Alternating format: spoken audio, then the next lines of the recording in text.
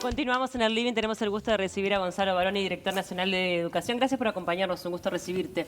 Un gusto estar acá, muchas gracias por la invitación. Un placer. Bueno, vamos a estar hablando de varios temas, fundamentalmente de esta propuesta, ¿no? Que ha generado tanto, esta propuesta que dio a conocer el candidato por el Partido Nacional, de generar un incentivo económico para que los adolescentes jóvenes terminen el liceo. Dieron algunas explicaciones vinculadas en cómo se implementaría este proyecto, ¿no? Sí, hoy tuvimos la conferencia de prensa donde aterrizamos un poco algunas de las preguntas y algunas de las cuestiones que habían surgido estos días después de que el sábado aprobamos el programa único del Partido Nacional y Álvaro Delgado, como candidato, en su discurso anunció algunas medidas concretas y en este sentido de urgencia en la educación se propone este incentivo económico que el número capaz es rimbombante y la gente dice, $6.000. No, son aproximadamente unos 80.000 pesos, unos $2.000 terminando quinto año y unos 160.000 terminando sexto.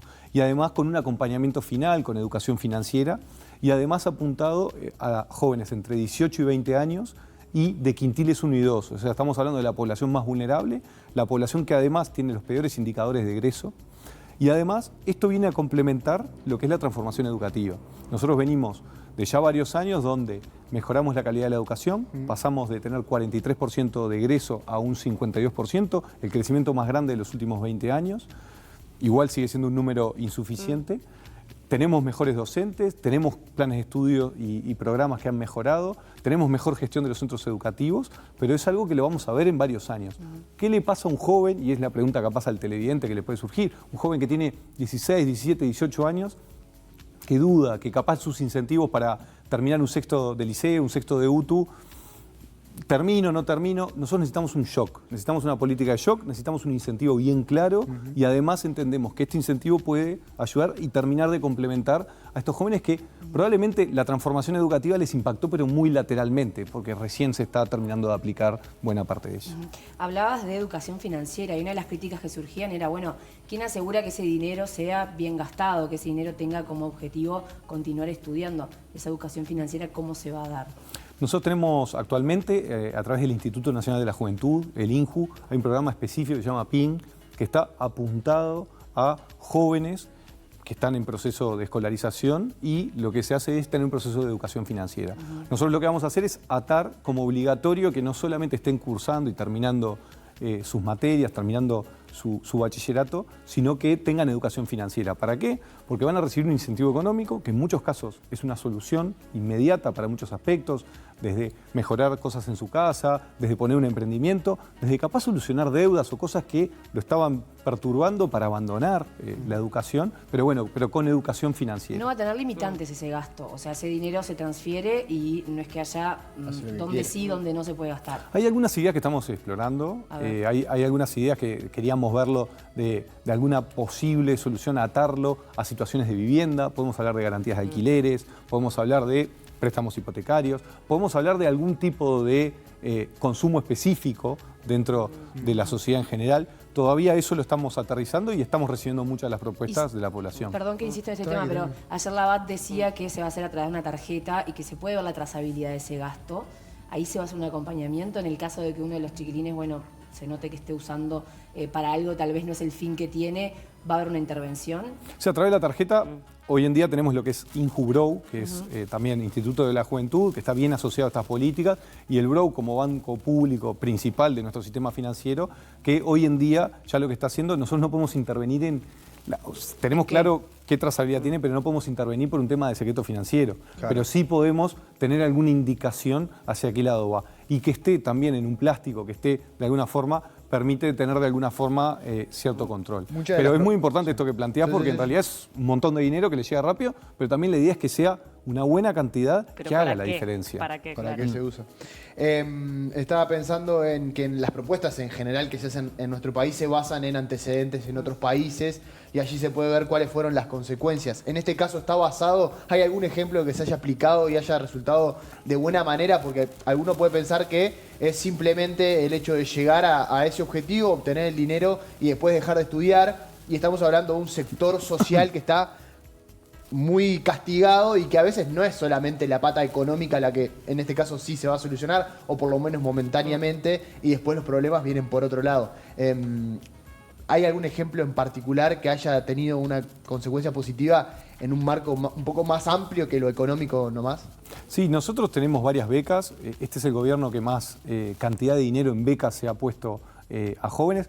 En cantidad de dinero, pero también en cantidad de jóvenes y estudiantes. Tenemos las becas de enseñanza media, becas Butea, que van desde los primeros 3 años y los últimos 3 años. Son becas que se distribuyen en tres pagos en el año. Bien. Y tenemos una medición que los jóvenes que van recibiendo los pagos van avanzando. Después tenemos becas, por lo que hace muy poco se había presentado, que a través de INEFOP se hacen la beca Bachilleres, que también es una beca que está atada al resultado educativo de culminación de bachillerato, que además tiene acompañamientos de no solamente cómo venís estudiando, sino acompañamientos desde lo social, lo emocional y también lo laboral, que es muy importante. Gonzalo, hoy justo leí, creo que fue en el diario El País, que preguntó a diferentes técnicos, académicos, independientemente de políticos, se expresó Cayota, él dijo que hay evidencia que en otros países se han generado así transferencias directas, por ejemplo en Estados Unidos durante el gobierno de Barack Obama, y ha tenido resultados nefastos. ¿Ustedes qué dicen al respecto de lo que ha pasado en el resto del mundo con este tipo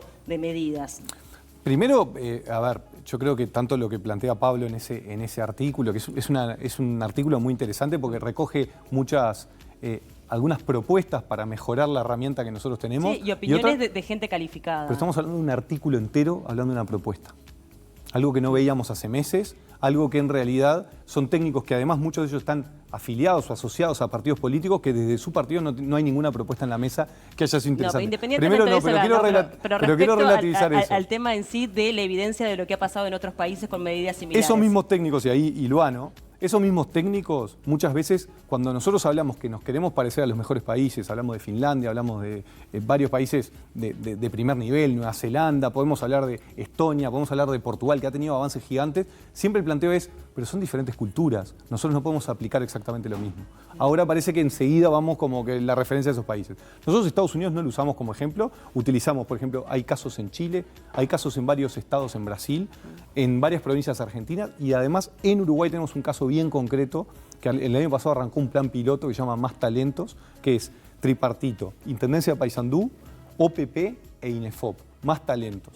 Ese resultado es incentivos económicos que estén atados a la culminación de un ciclo educativo, pero además se le hace un acompañamiento. Y tenemos los datos que además de que el 93% culmina en tiempo y forma, gastan correctamente la plata. ¿Y qué podemos decir correctamente? Porque cada uno puede como que evaluarlo distinto, pero lo gastan en cosas útiles para su casa, para su familia, para emprender, para avanzar, o inclusive en algunos casos te dicen, mirá, quiero egresar, me quiero comprar la moto, quiero avanzar, perfecto, pero se los acompaña. Entonces hay varios casos a nivel nacional, a nivel regional, que han sido bastante positivos. Nosotros tenemos un caso que es un poco distinto, inclusive al de Estados Unidos o al de varios más, que somos uno de los 4 peores países de Latinoamérica y el Caribe en tasas de egreso. 52%. Nosotros del 2006 al 2019 avanzamos 11 puntos. Los 4 años siguientes avanzamos 9 puntos. Estamos hablando en 20 años, 20 puntos, del 32% al 52%. Si nosotros queremos llegar a lo que dice la Ley General de Educación, que dice que todos los ciudadanos de Uruguay tienen que tener la educación formal y obligatoria completa, necesitamos 50 años más, a este ritmo.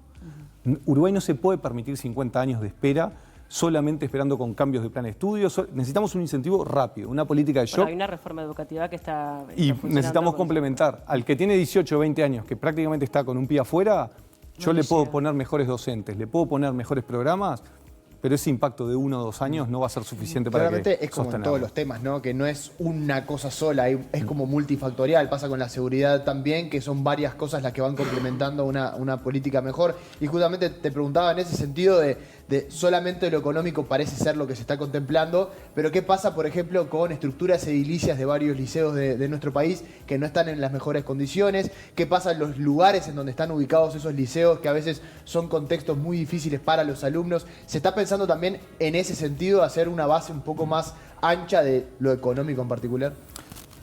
Viste que en el programa de gobierno nosotros sabemos segundo piso de transformaciones. Nosotros entendemos que después de prácticamente 5 años de avances, de trabajo, de políticas públicas, hemos avanzado en aspectos de infraestructura, hemos combatido de alguna forma aspectos de la pandemia, de la sequía, hemos avanzado en varias situaciones, hemos tenido inversiones en infraestructura, pero queda mucho por hacer.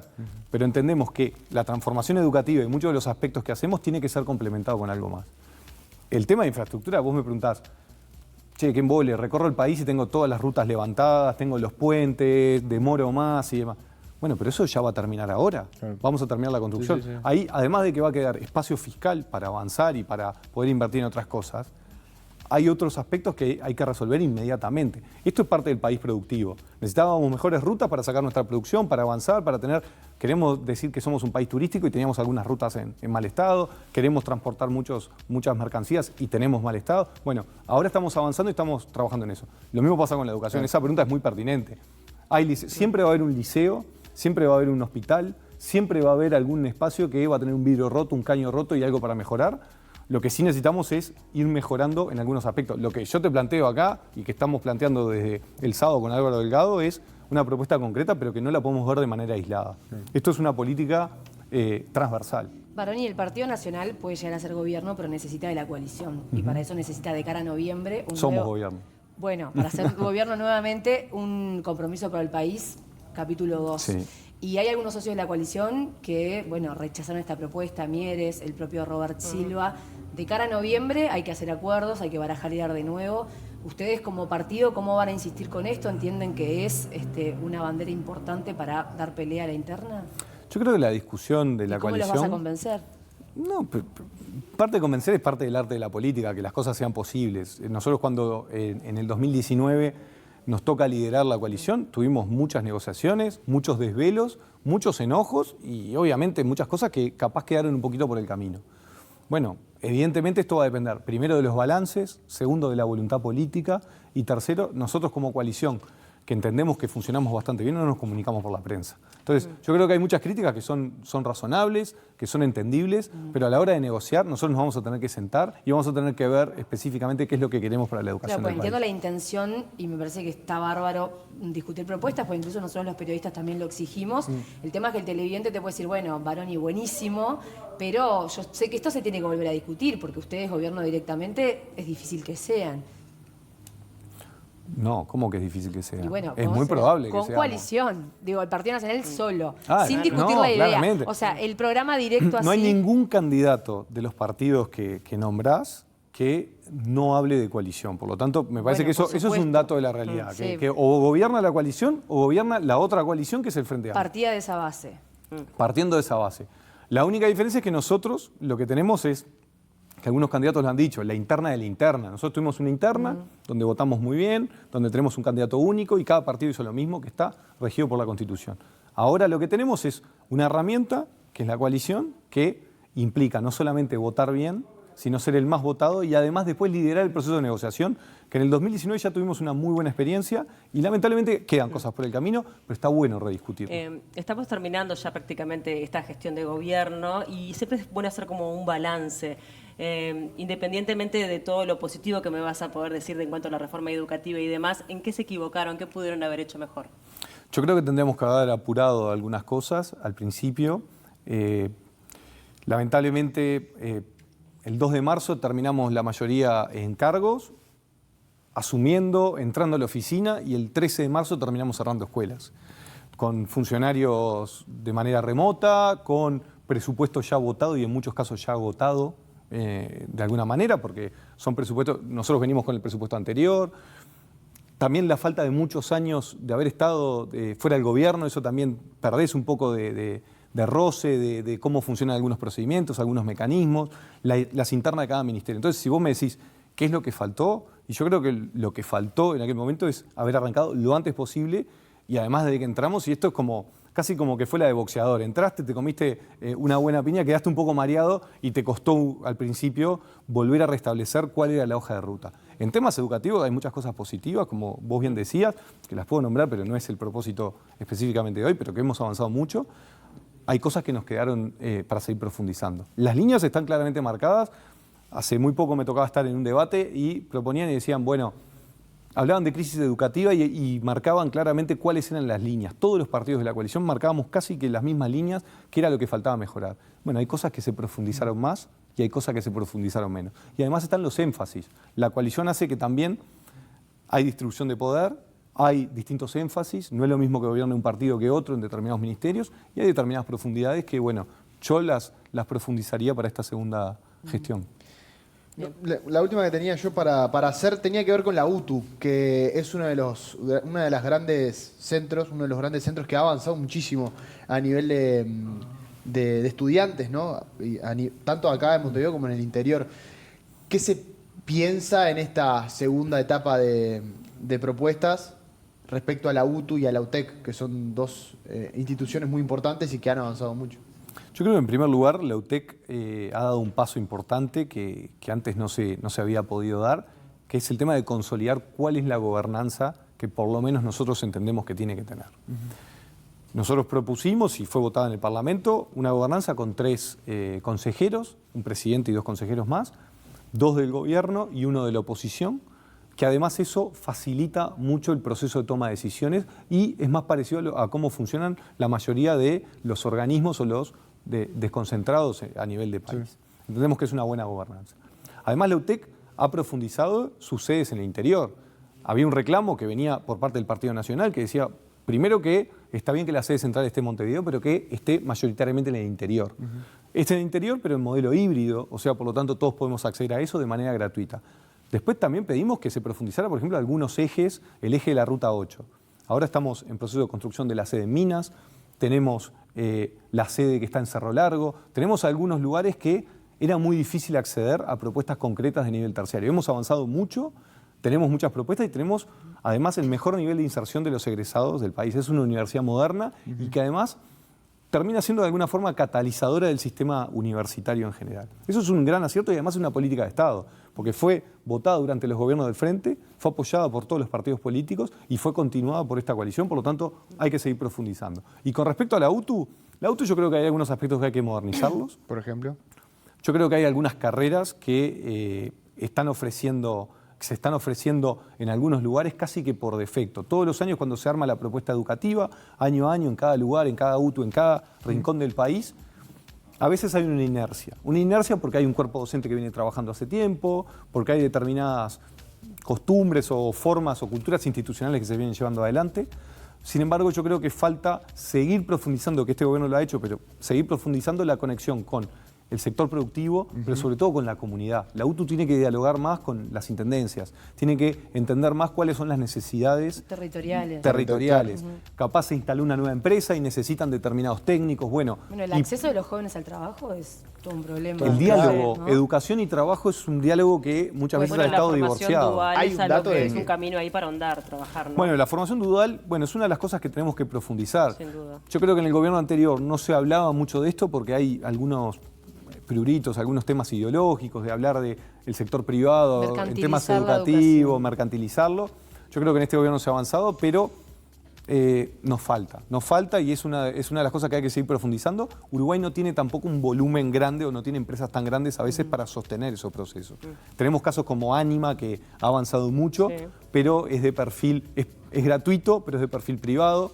Tenemos que transferirlo al sector público. El UTU ha pasado mucho también, ¿no? De la formación dual que se da desde hace varias escuelas especializadas que tienen eso de la mitad del tiempo laboral y la mitad del tiempo educativo, pero bueno. Antes de despedirte, Gonzalo, quedó medio solapado, pero hicieron 2 propuestas hoy. Una tenía que ver con las transferencias, otra con universalizar primaria inicial de tiempo completo o extendida para los quintiles 1 y 2. Contanos un poco de qué trata.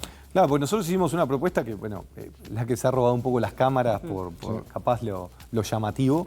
La segunda propuesta es concretamente algo que creo que tiene bastante más consenso, pero que no se ha avanzado y que son cosas que hay que profundizar, es llevar las modalidades de escuelas de tiempo completo y tiempo extendido al 100% de los quintiles 1 y 2. Quintiles 1 y 2 estamos hablando del primer 20% más vulnerable y el segundo 20% más vulnerable. Hoy en día estamos hablando que hay unos 130.000 niños que están en esa situación y aproximadamente unos 60.000 son los que están concurriendo a este tipo de centros. Son centros educativos que ofrecen alimentación, que ofrecen tiempo completo y que además le dan una solución muy importante al papá, a la mamá, pero sobre todo a la mamá que es jefa de hogar, que tiene que salir a trabajar todo el día y que no puede cortar su jornada para ir a buscar al niño 4 horas, que todavía es chico, que no se puede trasladar solo, que además hay riesgos y demás. Entonces, hay un tema de cuidados, hay un tema de acompañamiento que lo tenemos que mejorar. Hicimos cálculos, aproximadamente cada niño de escuela de tiempo completo tiene un costo de unos $3.000 anuales. Hicimos un cálculo rápido, 50 millones de dólares necesitaríamos por año y 150 millones de dólares de construcción de nuevas escuelas. Porque hay un tema que es bien claro y muchos televidentes podrán preguntarse, ¿alcanza con las escuelas que están construidas hoy? No. O sea, por lo tanto, no es una política de shock inmediata, no es que mañana vamos a tener el 100%, no va a ser posible. ¿Por qué? Porque son las escuelas urbanas comunes, como se llaman, que tienen un turno en la mañana y un turno en la tarde, pasan a tener un turno completo. ¿Qué hacemos con el turno de la tarde? Bueno, el turno de la tarde tiene que ubicarse en otra escuela. Bueno, eso implica un proceso de licitación pública, implica un proceso de construcción que va a llevar un tiempo, pero entendemos que rápidamente podemos avanzar desde inicial, que es la educación obligatoria, desde los 4 años, a terminar toda la escuela. Entendemos que es necesario, entendemos que es no solamente importante para el desarrollo del país, sino que es una deuda que tenemos. Gonzalo, gracias por acompañarnos. Fue un gusto recibirte. Gracias a ustedes por la invitación. Gracias.